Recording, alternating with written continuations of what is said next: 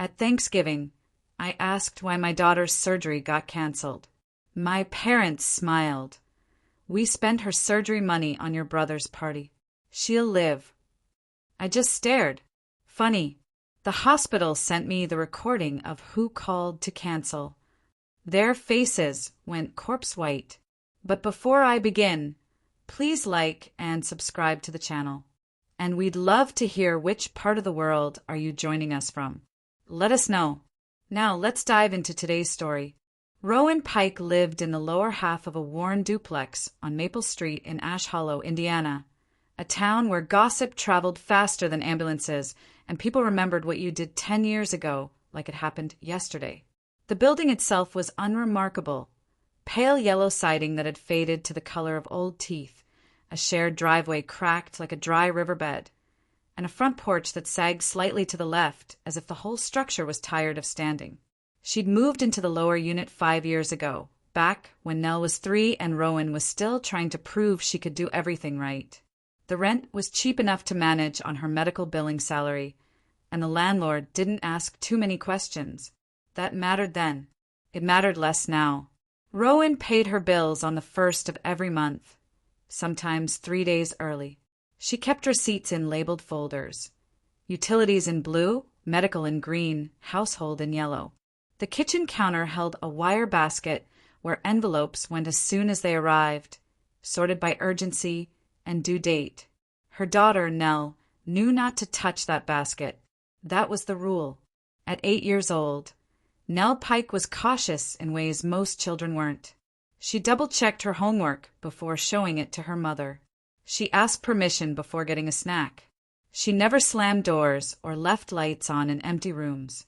Rowan had raised her that way, steady, honest, and protected from the chaos Rowan had grown up with. The chaos lived upstairs. That had been the deal when Rowan signed the lease. Her parents, Darla and Glenn Pike, needed somewhere affordable after Glenn's trucking company went under. Rowan had just gotten her billing certification. The timing seemed right, or at least necessary. Family helped family. That's what Darla always said. So Rowan paid the deposit on both units, split the utilities down the middle, and moved her parents into the upstairs apartment. She told herself it would be temporary. That was 5 years ago. The ceiling creaked at odd hours.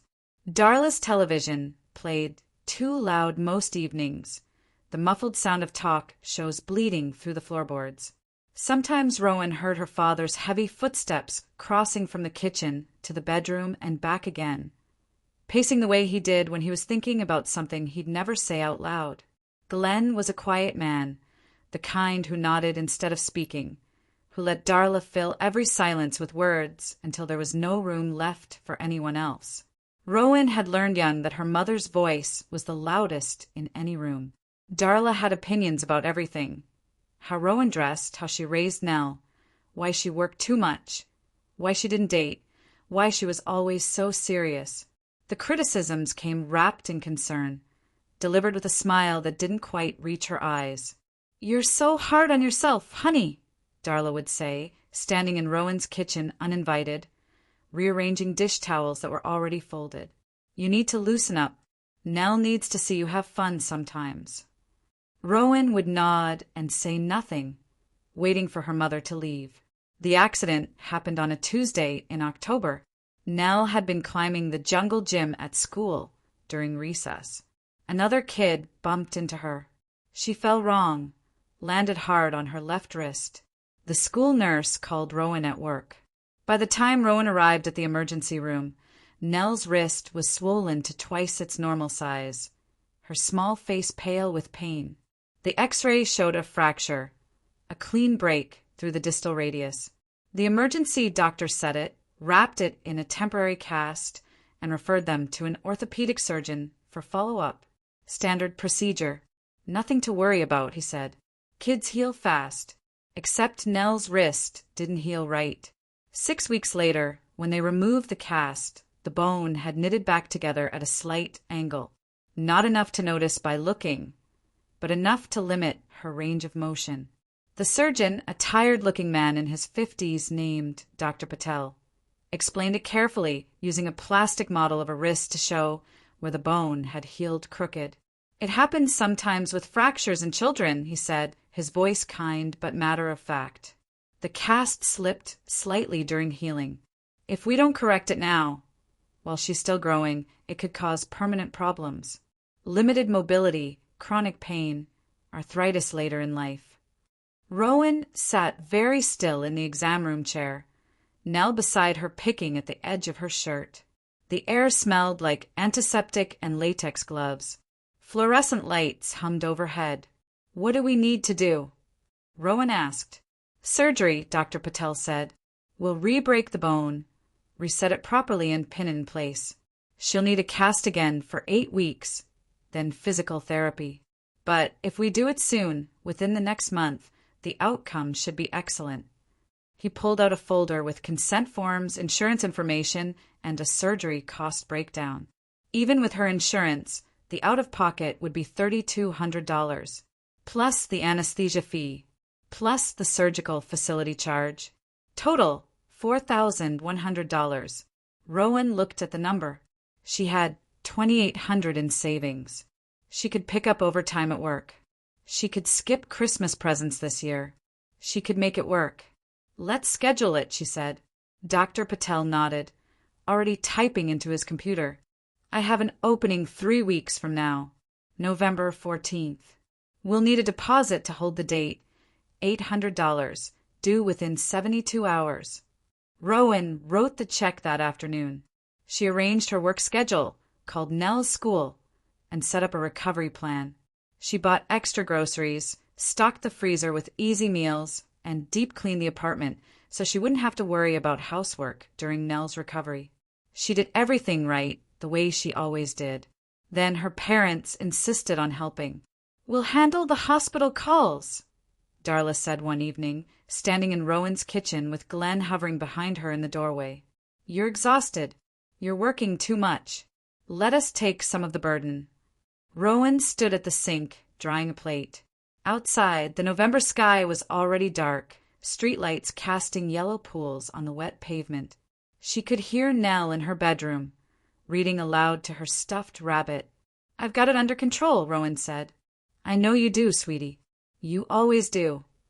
Darla moved closer, her perfume too strong, too floral. But you don't have to do everything alone. We're your parents. We want to help. Glenn nodded from the doorway, hands in his pockets. Rowan felt the familiar weight of expectation, the unspoken pressure to accept help she didn't need, to let them feel useful, to play the role of grateful daughter.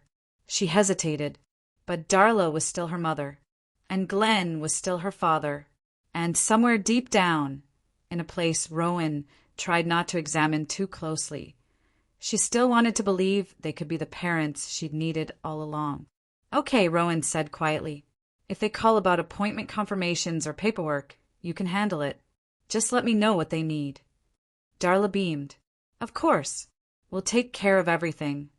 Rowan placed the dried plate in the cabinet and tried to ignore the small, cold feeling that settled in her stomach. Rowan's younger brother, Evan Pike, had never paid rent in his life. He was 27 now, still living in the upstairs unit with Darla and Glenn, occupying the second bedroom like a perpetual teenager who'd never quite launched. He worked sporadically, bartending gigs that lasted a few months before he quit or got fired, construction jobs he'd show up late for until they stopped calling, a brief stint at a tire shop that ended when inventory started going missing. He drove a Dodge Charger he couldn't afford, wore designer sneakers he bought with credit cards he didn't pay off, and acted like the world owed him something just for existing. When rent came due, Darla covered it. When his car payment lapsed, Glenn lent him money that never got paid back. When he needed cash for nights out, he borrowed from whoever was nearby and convenient. Rowan had watched this pattern her entire life. When they were kids, Evan had been the golden child, the boy, the one with potential. Rowan was the serious one, the responsible one, the one who didn't need as much attention because she already had her act together. That's what Darla always said. Rowan's fine. She's got her head on straight. But Evan needs more support. He's struggling. Struggling became his permanent state. Rowan learned early that saying no to Evan meant saying no to her mother.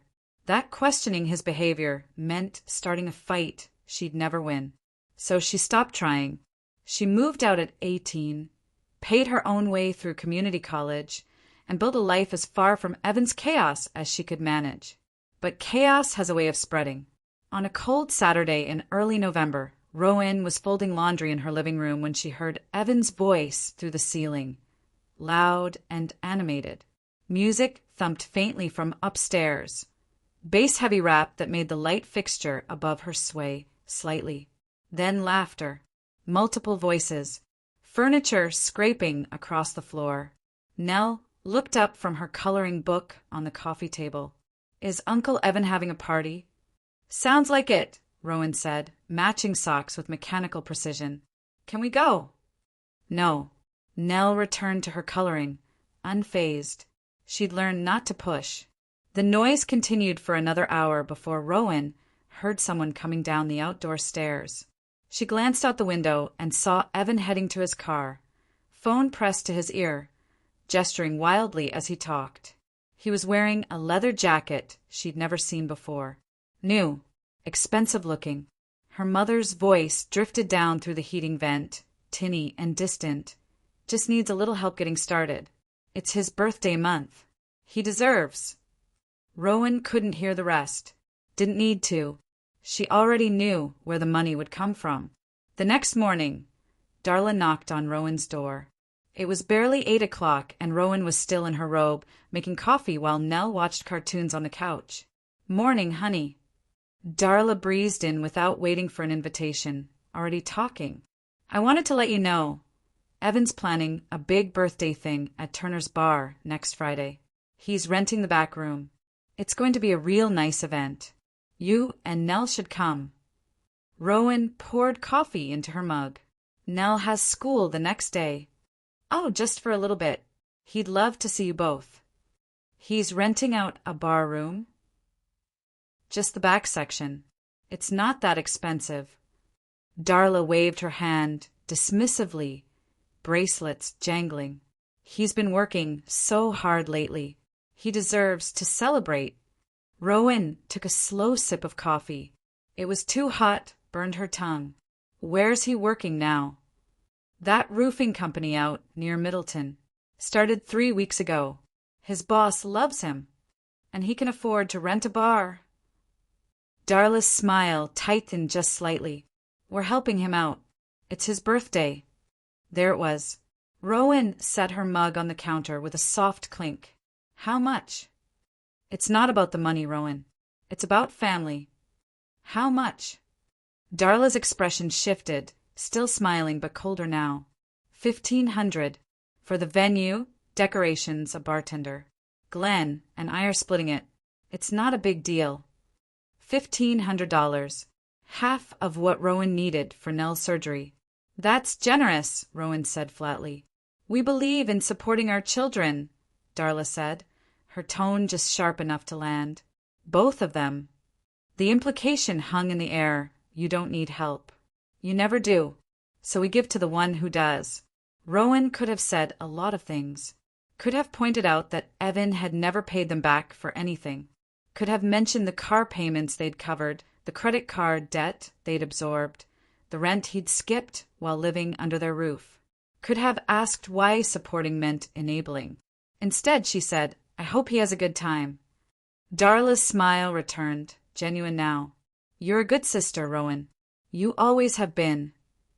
She left the same way she'd arrived, quickly, without waiting for a response, already moving on to whatever came next. Rowan stood in her kitchen long after the door closed, staring at her coffee mug, feeling something dark and familiar settle in her chest. She already knew how this story ended. She'd seen it before. The call came 2 days before surgery. Rowan was at work, processing insurance claims in the medical billing office where she'd worked for 6 years. Her desk faced a wall covered in reminders about HIPAA compliance and proper coding procedures. The office was small, cramped, shared with 2 other billers who talked too much and took too many smoke breaks. But the work was steady, the pay was decent, and Rowan was good at it. Her phone buzzed in her purse at 2:47 p.m. She glanced at the screen. Children's Orthopedic Center. She stepped into the hallway to take the call. Ms. Pike. The voice was female, professional, slightly uncertain. This is Rebecca from Children's Orthopedic. I'm calling to confirm the cancellation you requested for Nell's surgery on November 14th. Rowan's hand tightened on the phone. The hallway suddenly felt too bright, the fluorescent lights buzzing too loud. Someone walked past carrying a stack of files. The copy machine hummed in the background. What cancellation? Rowan said quietly. A pause. Your mother called this morning. She said you decided to postpone the surgery. We're calling to confirm and reschedule. The world narrowed to a single point. Rowan pressed her back against the wall. Phone pressed to her ear, breathing through her nose. I didn't request a cancellation, she said, each word precise and controlled. I never asked to postpone. Another pause, longer this time. Let me check the notes. One moment. Rowan waited. The hold music was soft jazz, impossibly cheerful. Her pulse beat steady and hard in her throat. Rebecca came back on the line. I'm showing that Darla Pike called at 9:15 this morning. She said she was calling on your behalf, that you discussed it as a family and agreed to push the surgery to after the holidays. I didn't agree to anything. I'm very sorry, Miss Pike. She sounded very certain. She said you were overwhelmed and needed more time to prepare. Rowan closed her eyes. Opened them. The hallway looked the same. Nothing had changed. Everything had changed. Can I have a copy of the call record? She asked. I'll need to check with my supervisor. Please. Something in Rowan's voice must have conveyed the urgency, because Rebecca's tone shifted immediately. Let me see what I can do. Can I call you back within the hour? Yes. Rowan ended the call and stood in the hallway for a long moment, phone in her hand, breathing carefully. Through the glass door at the end of the hall, she could see the parking lot, the gray November sky, the bare trees swaying in the wind. She walked back to her desk, sat down, and returned to the insurance claim she'd been processing. Her hands moved automatically, entering codes, checking boxes, submitting forms. Muscle memory. 35 minutes later, her phone rang again. Rebecca sounded apologetic. Ms. Pike, I've spoken with my supervisor. We can email you the call recording. It should arrive within 15 minutes. I'm very sorry for the confusion. Would you like to reschedule the surgery? Yes, as soon as possible. The next available date is December 5th. That's 3 weeks out. 3 weeks.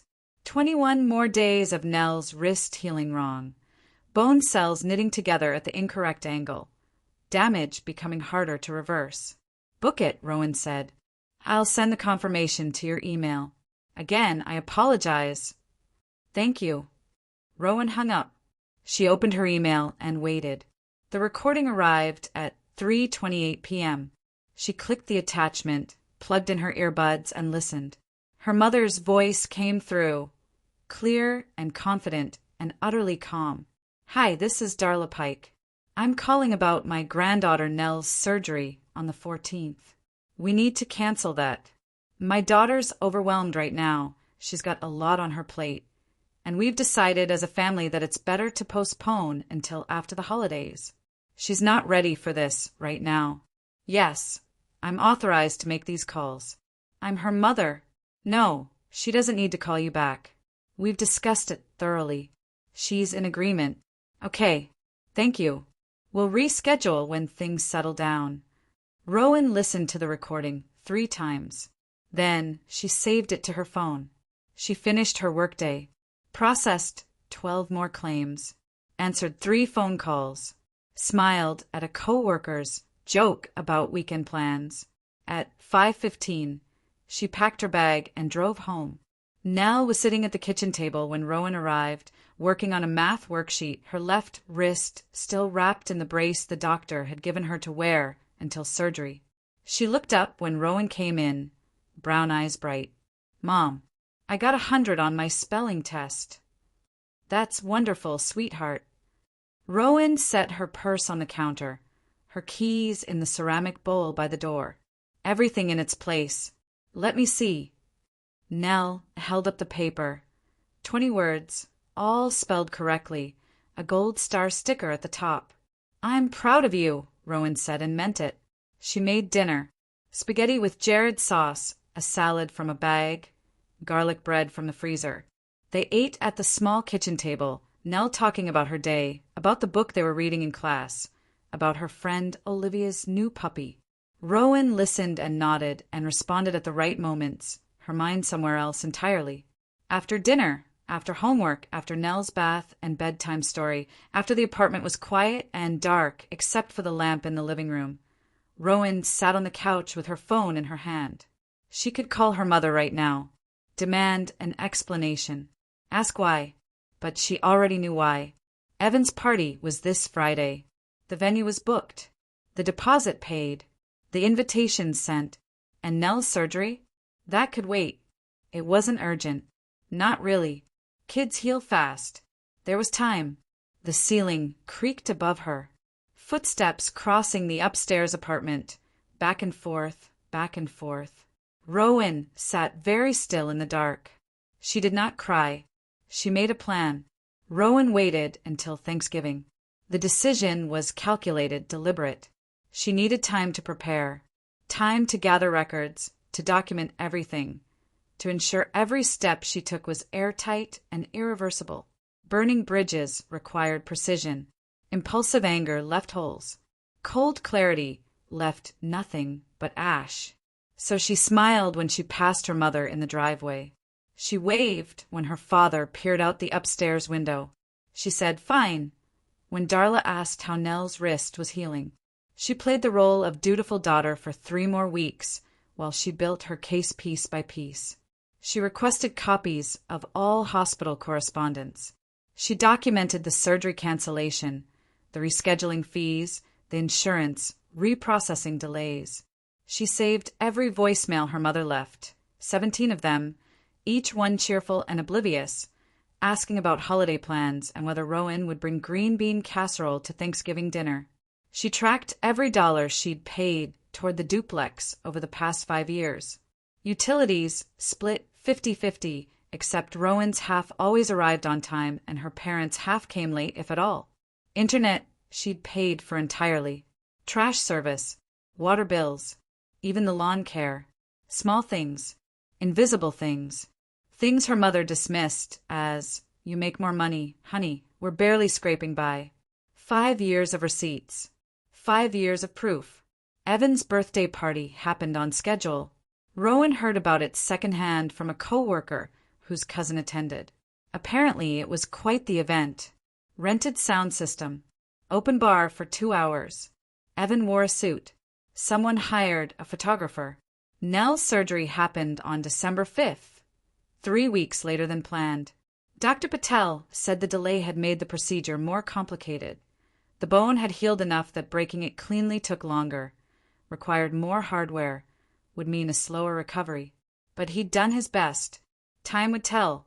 Nell came through fine, brave and small in the recovery room, asking for water in a voice scratchy from the breathing tube. Rowan sat beside her hospital bed, holding her daughter's uninjured hand, and felt something cold and final settle into place. 3 weeks later, on Thanksgiving morning, Rowan woke at 5 a.m. and made cranberry sauce from scratch. The tart smell filled her kitchen as she stirred the pot, watching the berries burst and dissolve into dark red syrup.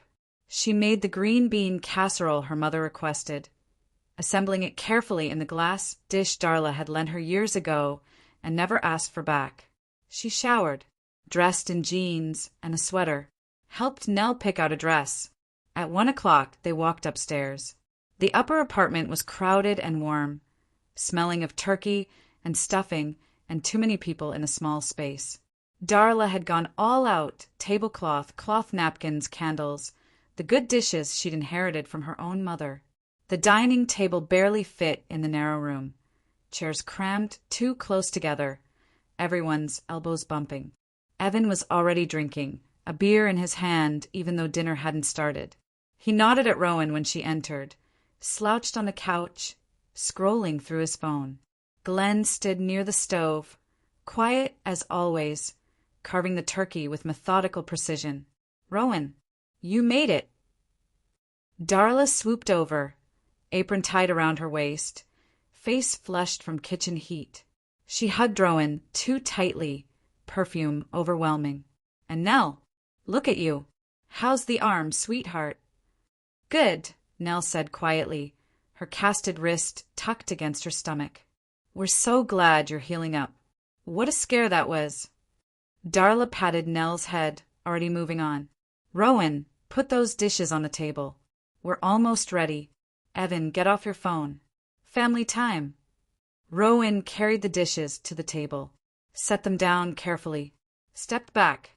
Everyone eventually settled into chairs.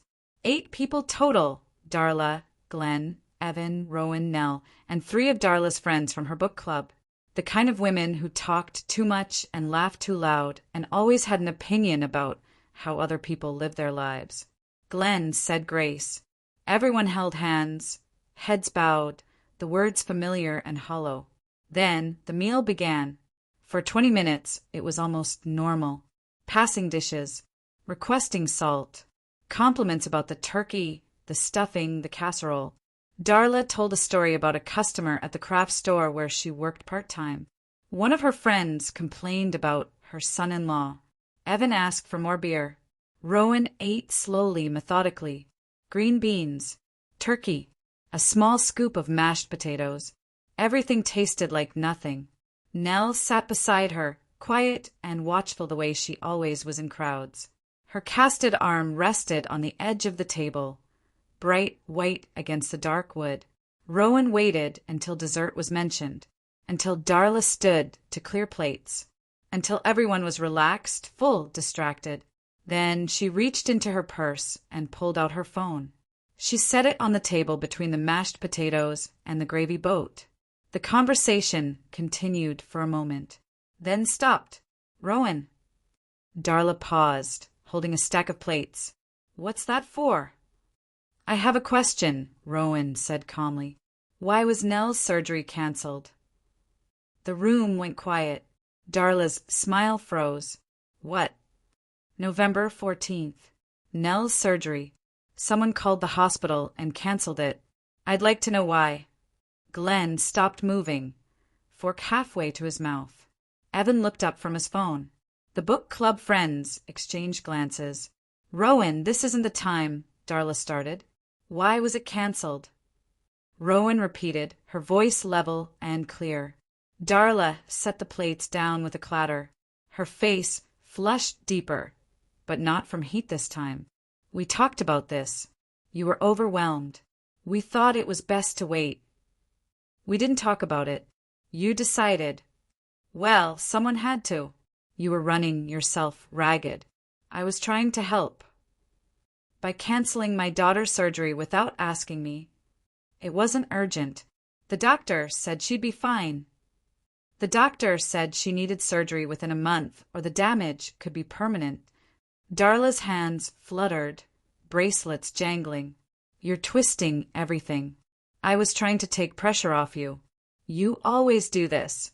You always make everything so difficult." Rowan picked up her phone. "Would you like to hear the call?" Everyone stared. "What?" Darla's voice went thin. "The hospital sent me the recording.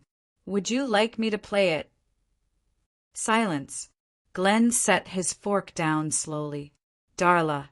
His voice was barely a whisper.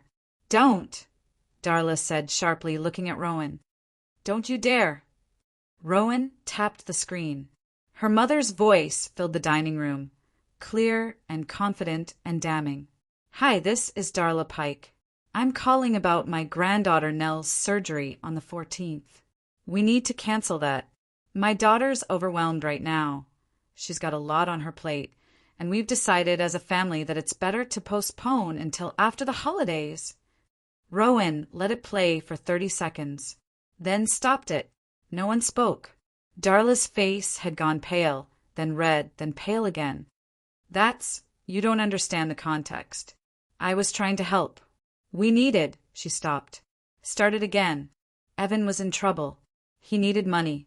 It was his birthday, and he'd worked so hard and— "You canceled my daughter's surgery," Rowan said quietly, "to pay for a party. It wasn't just a party."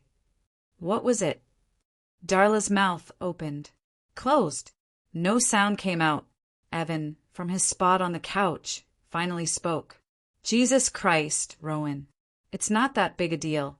The kid's fine." Rowan turned her head, slowly, to look at him.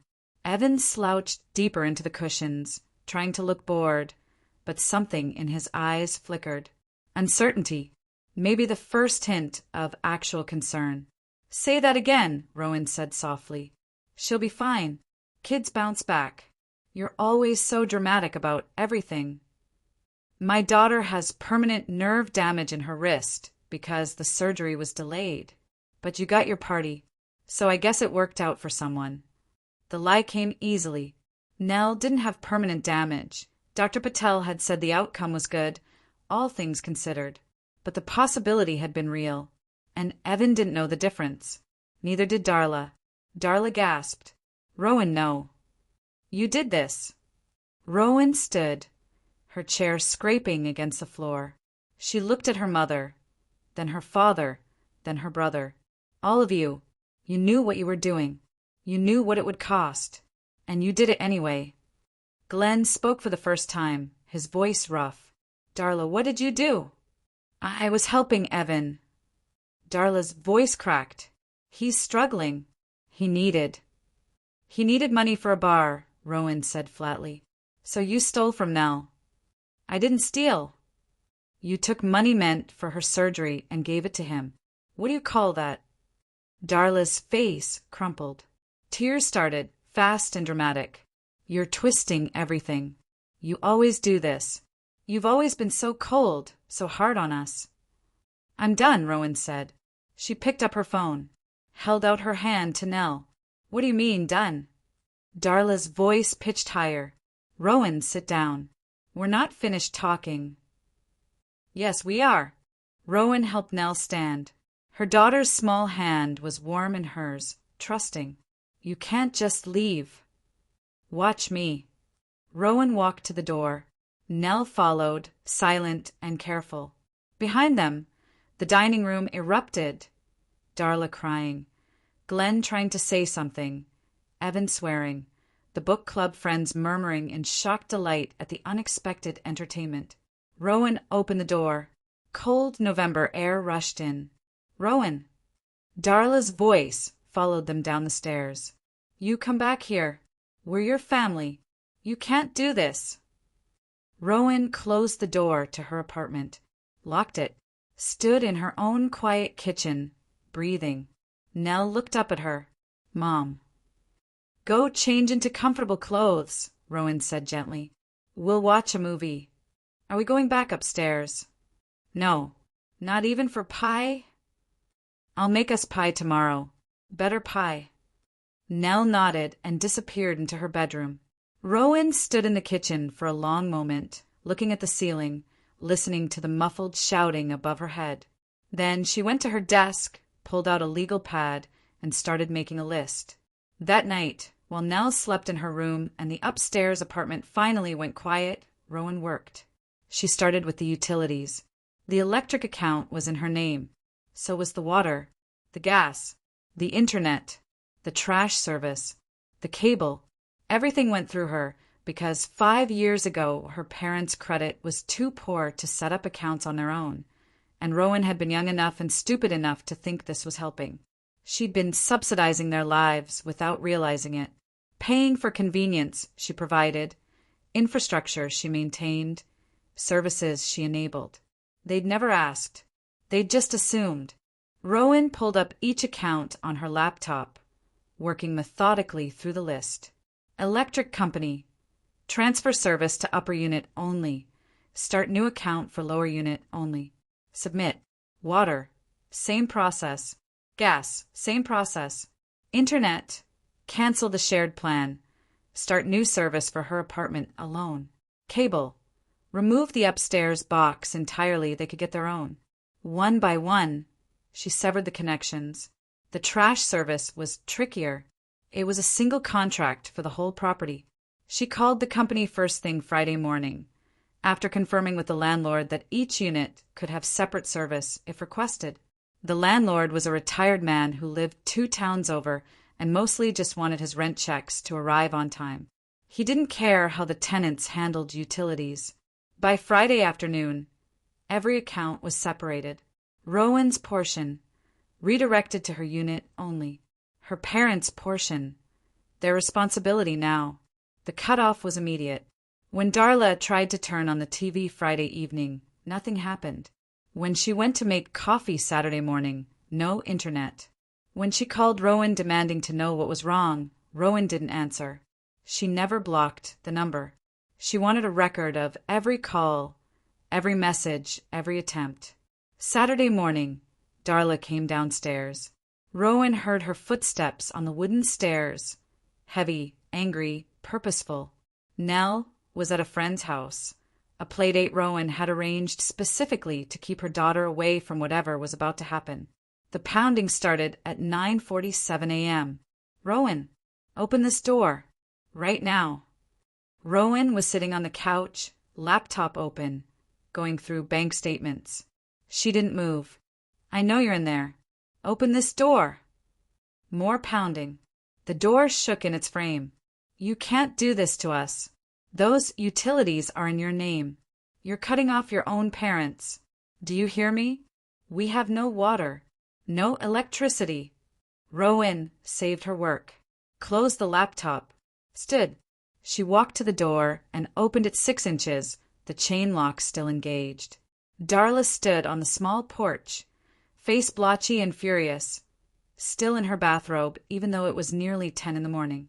Behind her, Glenn hovered at the bottom of the stairs, hands in his pockets, looking at the ground. You're going to turn everything back on, Darla said, her voice shaking with rage. Right now. No, Rowan said calmly. Those utilities are your responsibility. They were.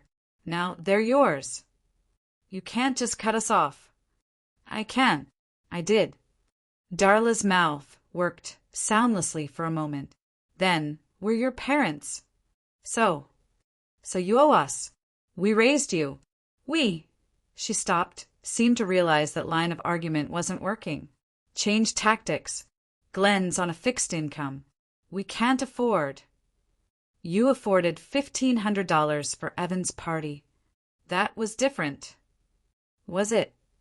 Rowan kept her voice level, almost conversational. Different how? Evan needs to get a job and pay his own bills. So do you. Darla's face went white. You're punishing us for making one mistake. You didn't make a mistake. You made a choice. We were trying to help. You stole from Nell. Rowan's voice dropped lower, harder. You canceled her surgery without asking because you wanted to give my money to Evan. That wasn't help. That was theft. It wasn't theft. We're family. Not anymore. The words landed like stones. Darla stared at her. What? You're done, Rowan said. All of you. I'm done carrying you. I'm done paying for your mistakes. I'm done being the responsible one while you throw money at Evan and pretend it's love. Rowan, set up your own utilities. Pay your own bills. Figure it out. You can't. I can. Rowan started to close the door. And I am. Wait. Rowan shut the door, locked it, engaged the deadbolt. Behind the closed door, Darla's voice rose to a shriek. You ungrateful, after everything we've done for you. This is how you treat us? You'll regret this. You hear me? You'll come crawling back. Rowan walked back to the couch, sat down, opened her laptop. The pounding continued for another 3 minutes. then stopped. Footsteps retreated up the stairs. Rowan continued working through her bank statements, highlighting every transaction that related to the duplex, to her parents, to the years of silent subsidies she'd provided without acknowledgement or thanks. The numbers were staggering. 5 years of utilities, 5 years of covering shortfalls, 5 years of borrowing that never got repaid, 5 years of "can you help us this month?" just until Glenn's check comes that turned into permanent support. $38,000. $38,000.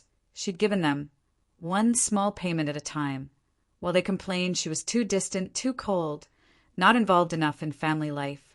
Rowan saved the spreadsheet, backed it up to 3 different locations, printed a copy. Then she started working on the next phase, the locks. By Sunday morning, every lock in Rowan's apartment had been changed. She'd called a locksmith Saturday afternoon, a local guy who did emergency service on weekends for an extra fee. Worth it. He showed up at 4 p.m., took one look at the old hardware and shook his head. "These are builder grade," he said, pointing to the front door lock with a screwdriver. "Any key can open them if you jiggle it right. You want something better." "I want something no one else can open," Rowan said. He installed deadbolts, heavy ones, the kind with steel cores that couldn't be kicked in or jimmied with a credit card. New knob locks, new strike plates, new everything. When he finished, Rowan had 3 copies of each key. One for her, one for Nell, one hidden in a lockbox she'd mounted inside her bedroom closet. "Anyone else need access?" the locksmith asked as he packed up his tools. "No." "What about family? Landlord?" "No." He nodded slowly, reading something in her tone. "You got it." After he left, Rowan stood in her apartment and felt something shift. The space felt smaller somehow, more contained, more hers. No one upstairs had keys anymore. No one could walk in while she was at work. No one could borrow things and return them damaged or not at all. The apartment was a fortress now, small and simple and completely under her control. Sunday morning brought more pounding on the door. This time it was Glenn. His knock was quieter than Darla's, more hesitant but persistent. Rowan ignored it for 5 minutes while she made breakfast, scrambled eggs, toast, orange juice. Nell was still asleep. The apartment smelled like butter and coffee. Finally, Rowan went to the door. Glenn stood on the porch in his work jacket, old and stained, hands shoved deep in his pockets. He looked older than she remembered, more tired, gray stubble on his jaw. His eyes wouldn't quite meet hers. "Rowan," he said quietly, "can we talk?" "What about?" "The utilities. Your mother," he stopped. Started again. "We didn't realize you'd paid for so much. Over the years. We should have been paying more attention." "Yes, you should have." "We need to get the power turned back on. I called the electric company. They want a deposit we don't have right now." "That's not my problem." Glenn flinched. "Rowan, please. We're living up there with no heat. It was 32 degrees last night." "Then pay the deposit." "We don't have it. Not until Glenn's disability check comes through next week." "Use some of the money you gave Evan." That's gone. The party." "I know." Rowan leaned against the doorframe. "So figured out. Like I had to when you canceled Nell's surgery." Glenn's face crumpled slightly. He looked away, jaw working. When he spoke again, his voice was rough. "I didn't know Darla was going to do that. She didn't tell me. I swear, Rowan, if I'd known." "You would have stopped her." He hesitated. Just a second. But that second said everything. "Glenn," Rowan said quietly, "you're a good man. I know that. But you've spent your whole life letting her make decisions and pretending you had no part in them. You let her spend rent money on Evan's bail when he got arrested for driving drunk. You let her cash out your retirement to pay his credit cards. You let her cancel my daughter's surgery so she could throw him a party. I didn't know. You knew enough. You always know enough. You just choose not to see it because seeing it would mean doing something about it. Glenn's shoulders sagged. He looked 10 years older suddenly. All the fight gone out of him. What do you want from us? Nothing. That's the point. Rowan. I'm done, Glenn. I'm done being the solution to problems you created. I'm done subsidizing Evan's life while you complain I'm not grateful enough. I'm done with all of it. We're your parents. You're my parents by biology. That's all. The words came out colder than she intended, but she didn't take them back. Glenn stood there for a long moment, staring at something past her shoulder. Finally, he nodded once, small and defeated. I'm sorry. For what it's worth. I'm sorry. He turned and walked back up the stairs. Rowan closed the door. Monday morning, Rowan went to work early and stopped by the hospital's compliance office during her lunch break. The office was small, sterile, located in the administrative wing away from patient care areas. The compliance officer was a woman named Janet Reynolds, mid-50s, gray hair pulled back tight, glasses on a beaded chain around her neck. She looked like someone's librarian aunt. She was in fact a former federal prosecutor who'd moved to healthcare compliance after retirement. Rowan had called ahead, made an appointment, brought documentation. Janet gestured to the chair across from her desk. Ms. Pike, you said on the phone this was regarding a surgery cancellation. Yes. Rowan opened her folder. My daughter Nell had orthopedic surgery scheduled for November 14th. Someone called and canceled it without my authorization. Someone. My mother, Darla Pike. Rowan slid the printed call record across the desk. The hospital sent me this recording. Janet put on her glasses and read the transcript, then listened to the audio file Rowan had saved to a USB drive. Her expression didn't change, but something in her posture shifted, straightened, sharpened. Your mother isn't listed as an authorized contact on your daughter's medical records, Janet said, checking her computer. She shouldn't have been able to cancel anything. She said she was authorized. Your staff believed her. Because she's your mother, they assumed. Janet trailed off, jaw tight. This is a HIPAA violation, and potentially medical fraud.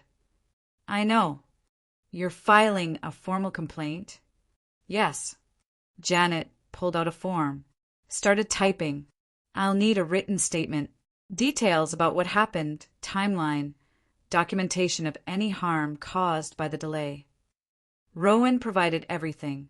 The original surgery date, the cancellation, the rescheduling, Dr. Patel's notes about increased complications due to the delay, the additional costs, the extended recovery time, the fear Nell had experienced, asking why her wrists still hurt, why they weren't fixing it yet.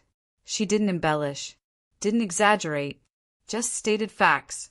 Janet listened, typed, occasionally asked clarifying questions. When Rowan finished, she sat back in her chair. Ms. Pike, I want to be clear about what happens next. We'll investigate this internally. If we find the staff member who accepted the cancellation violated protocol, there will be disciplinary action. We'll also flag your daughter's records, so this can't happen again. But she paused. Your mother won't face criminal charges through us. That's not our jurisdiction. If you want that route, you'd need to file a police report. I understand. Do you plan to? Rowan considered. Not yet. I want the documentation first. The investigation results. Everything official. Janet nodded slowly. Smart. Build the case first. Exactly. You've done this before. Medical billing. I know how records work. It shows. Janet, close the file. I'll call you when the investigation concludes. Probably 2 weeks. Maybe 3. Thank you. Rowan stood to leave. Ms. Pike. Janet's voice stopped her at the door. Off the record. Rowan turned. Janet's expression was hard, professional, but something else flickered underneath. Anger, maybe. Or recognition. I hope you get what you need from this, what your daughter needs. People like your mother, they think family relationships protect them from consequences. It's satisfying when they're wrong. Rowan nodded once. That's what I'm counting on. She left the compliance office and went back to work. That evening she made another call. Child Services. Not to report abuse. Nell had never been abused, but to document the situation, to create a record, to establish a pattern in case her parents tried anything later. The social worker who answered was named Bethany. She sounded young, earnest, slightly overwhelmed. Rowan explained the situation calmly, the surgery cancellation, the financial manipulation, her decision to cut contact. She was clear, this wasn't a crisis call. This was documentation. You're calling voluntarily? Bethany sounded surprised. Most parents don't call unless there's an immediate danger. I'm calling because my parents violated medical consent boundaries, Rowan said. I want it on record that they're not authorized to make decisions for my daughter, ever. If they show up at her school claiming an emergency or try to pick her up or call her doctor's office, I want documentation that they have no rights.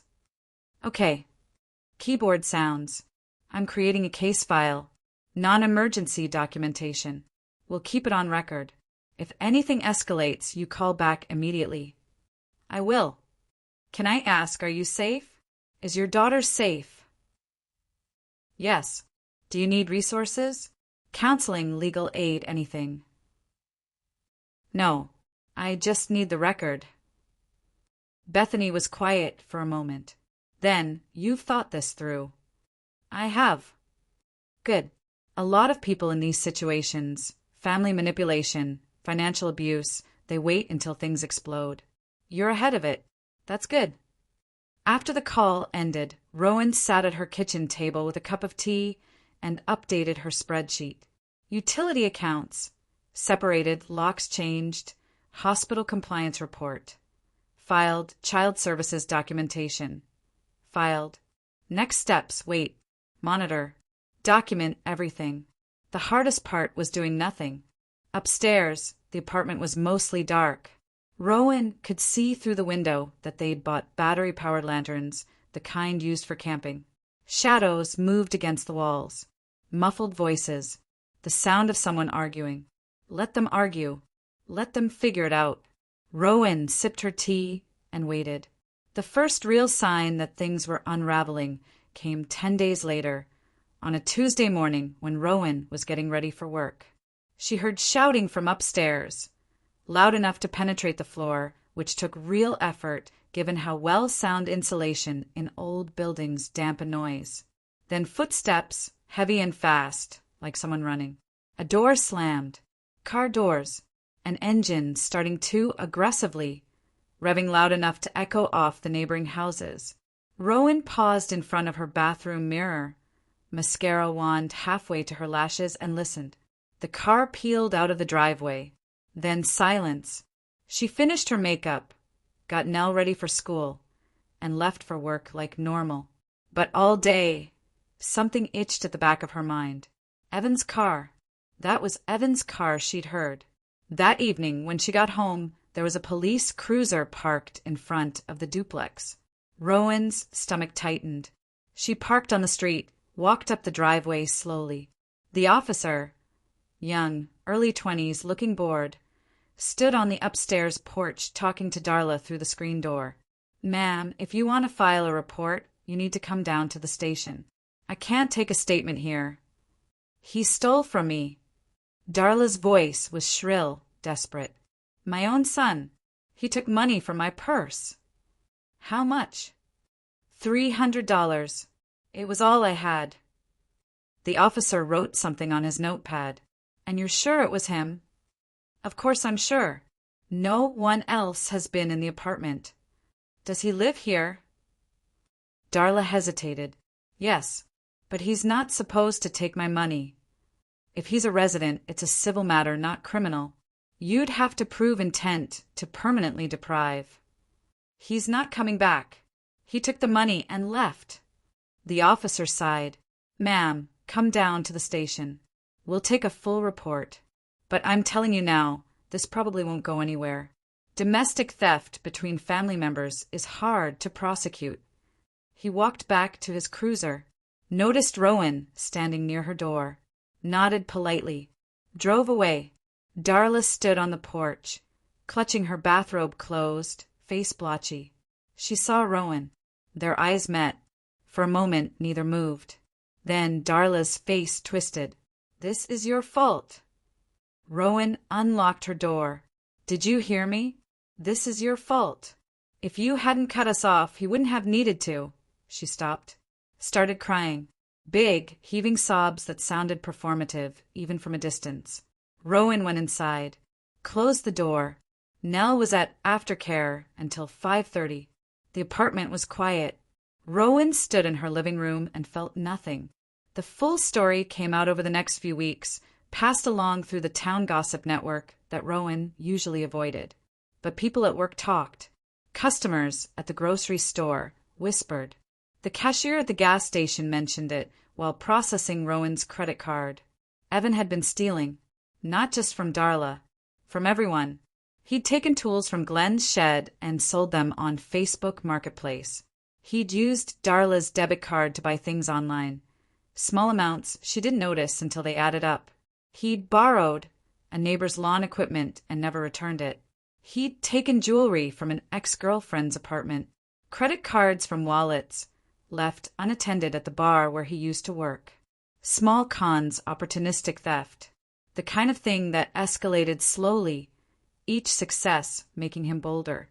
The arrest happened on a Wednesday, 2 weeks before Christmas. Evan had been pulled over for a broken taillight outside Middleton, 20 miles from Ash Hollow.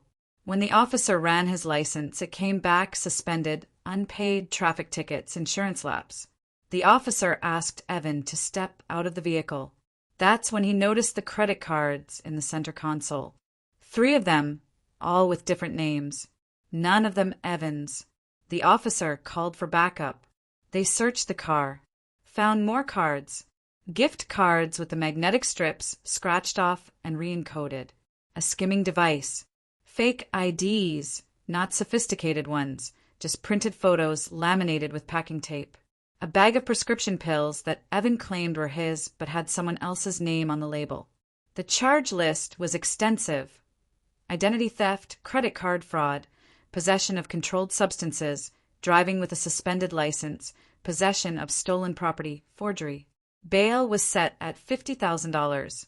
Darla called Rowan the next day, hysterical. "Rowan, let it go to voicemail. Rowan, please. I know you're angry, but this is your brother. He's in jail. They set bail so high we can't, please. We need 10%. $5,000.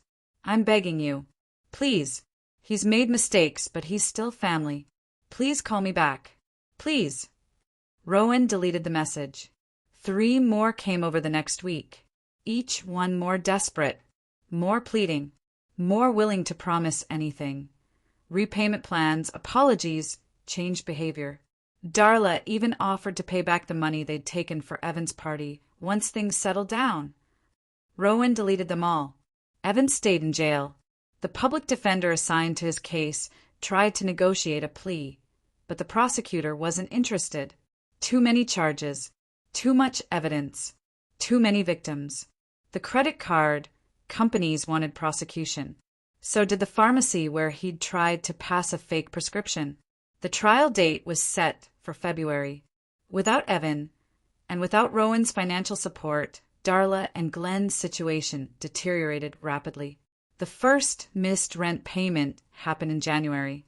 The landlord was patient for about 2 weeks. Then he started calling. Then he served an eviction notice. 5-day pay or quit, the legal form said, taped to their front door where neighbors could see it. Darla tore it down immediately, but it didn't matter. Everyone already knew. Rowan found a copy of the notice, slipped under her own door 3 days later. The landlord's way of making sure she knew what was happening upstairs. Maybe he thought she'd help. Maybe he thought she'd vouch for them. Maybe he just wanted to cover all his bases. Rowan read it once, filed it with her other documents, did nothing. The eviction moved forward. By February, Darla and Glenn were packing boxes, loading their furniture into a borrowed truck, moving out in the middle of a gray afternoon, while sleet fell and made everything slick and miserable. Rowan was at work when it happened. Nell was at school. When they came home that evening, the upstairs apartment was dark and empty. Nell stood in the driveway, looking up at the vacant windows. "Where did Grandma go?" "Away," Rowan said. "Are they coming back?" "No." "Forever?" "Yes." Nell absorbed this quietly. "Then okay." They went inside. That evening, Rowan received a text from a number she didn't recognize. When she opened it, she found a photo. A small trailer in a park on the edge of town, metal-sided and dented, surrounded by mud and sparse gravel. No text, just the image. Then another text, this time with words. "This is where we're living now. Because of you." Rowan deleted both messages, blocked the number, made dinner. The voicemails continued for a while, sporadic and increasingly desperate. Darla's voice, sometimes angry. "You destroyed your own family. I hope you're proud of yourself." Sometimes pleading. "We have no money. No heat. Glenn's sick. Please, just help us get through this month. We'll figure out the rest." Sometimes trying to guilt.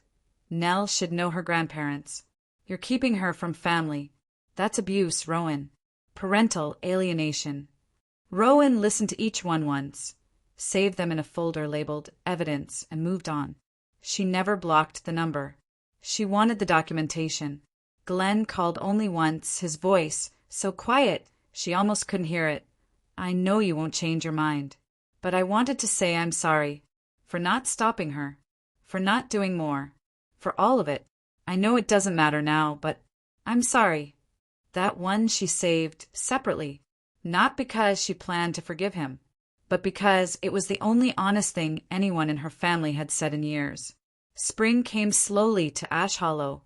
The snow melted, leaving behind gray slush and mud. Trees started budding. Temperatures climbed into the 50s, then the 60s. Nell's cast came off in March. Her wrist healed properly this time. Physical therapy going well. One Saturday in April, Rowan and Nell drove past the trailer park on their way to the grocery store.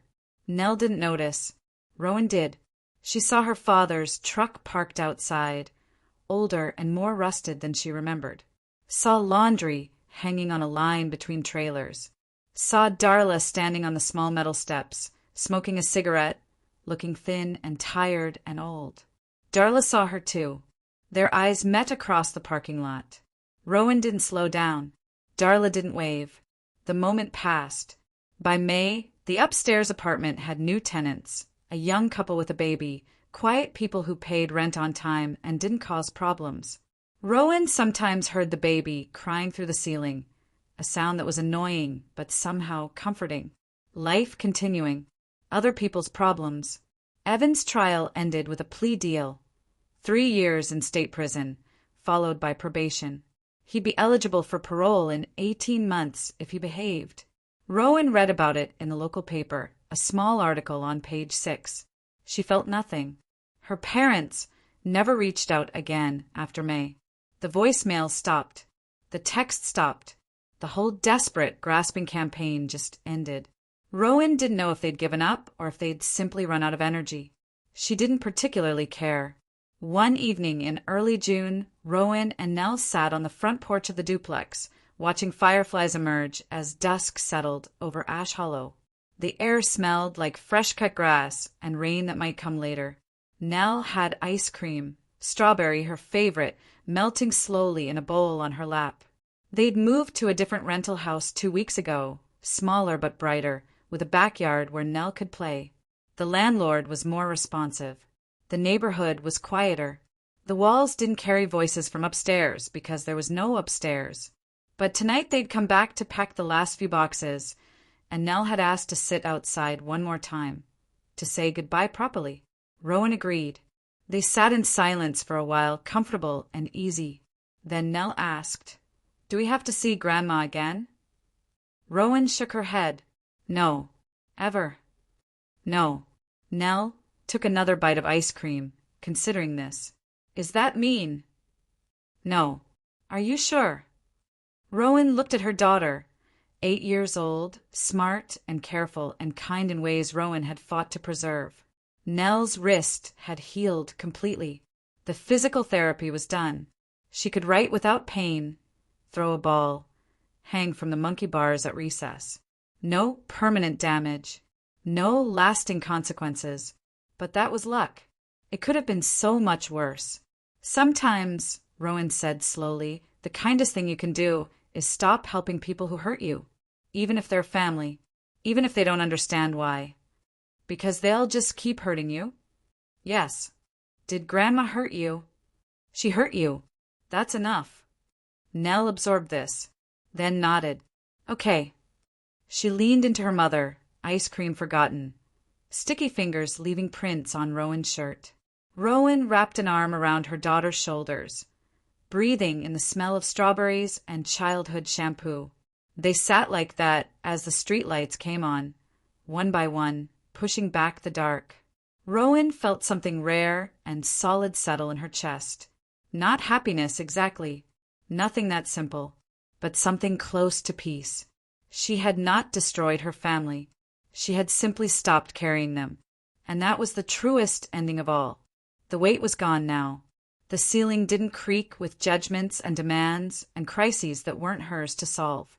The phone didn't ring with emergencies that always seemed to require her money, her time, her surrender of something important. The strings were cut. Rowan had spent years believing that family meant obligation, that being responsible meant being available, that love required sacrifice, even when the sacrifice was everything and the love was conditional. She'd learned differently. Love that demanded Nell's health as payment for Evan's party wasn't love at all.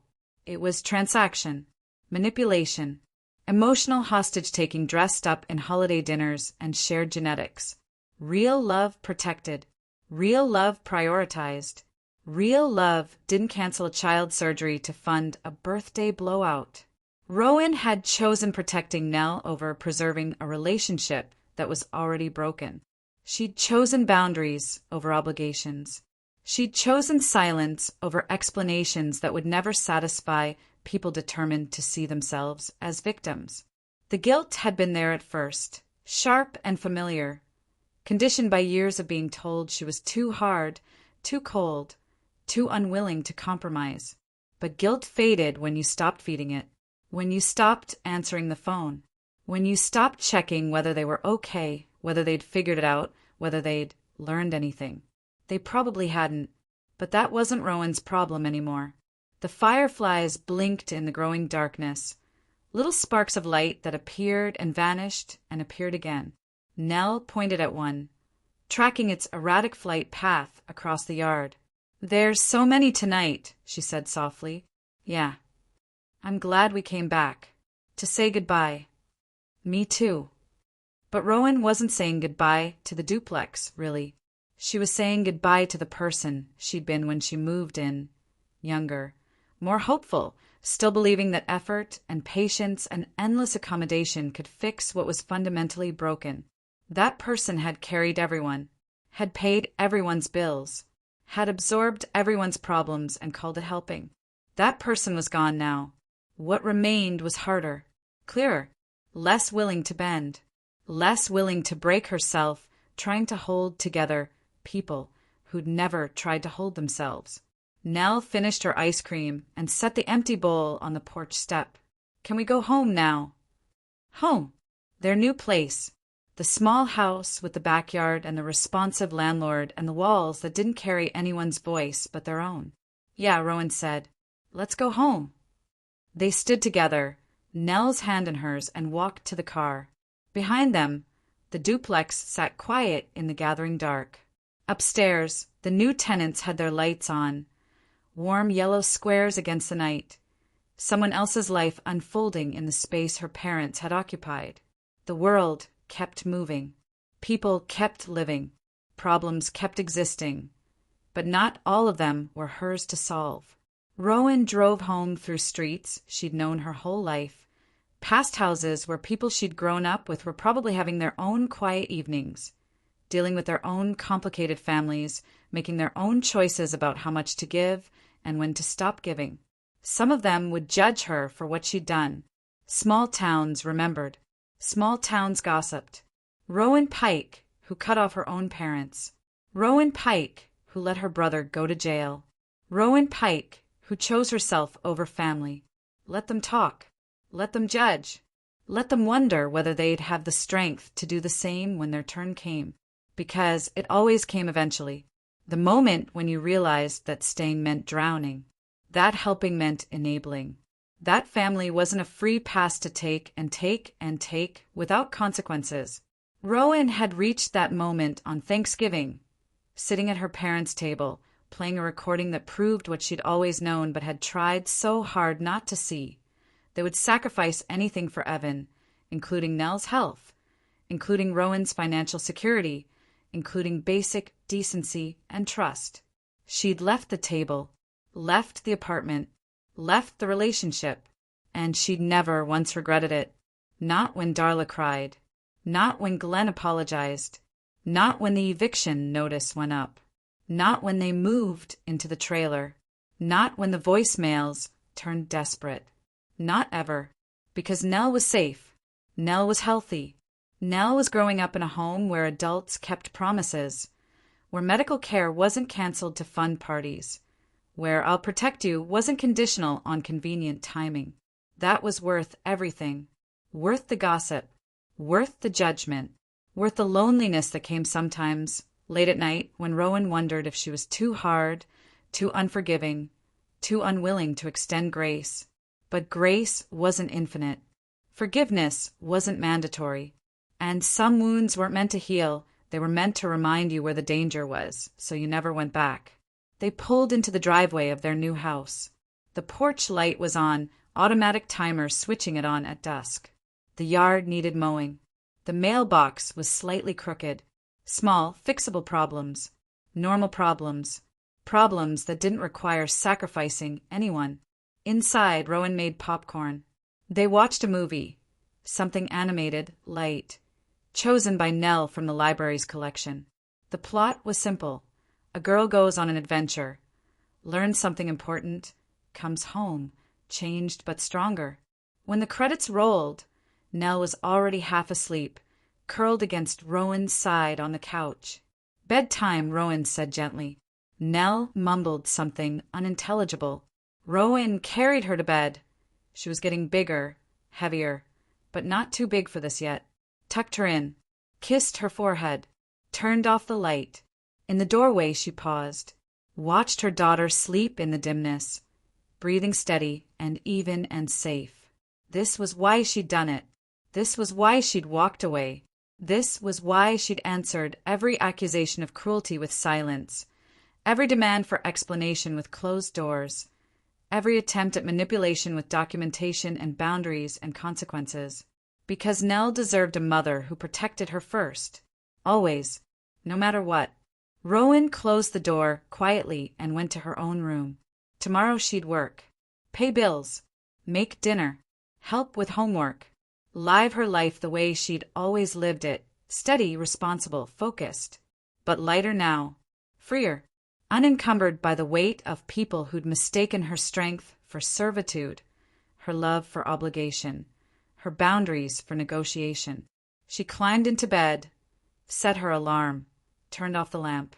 In the darkness, she thought about her parents in their trailer, her brother in his cell, and felt nothing but a distant, abstract hope that they'd figure themselves out.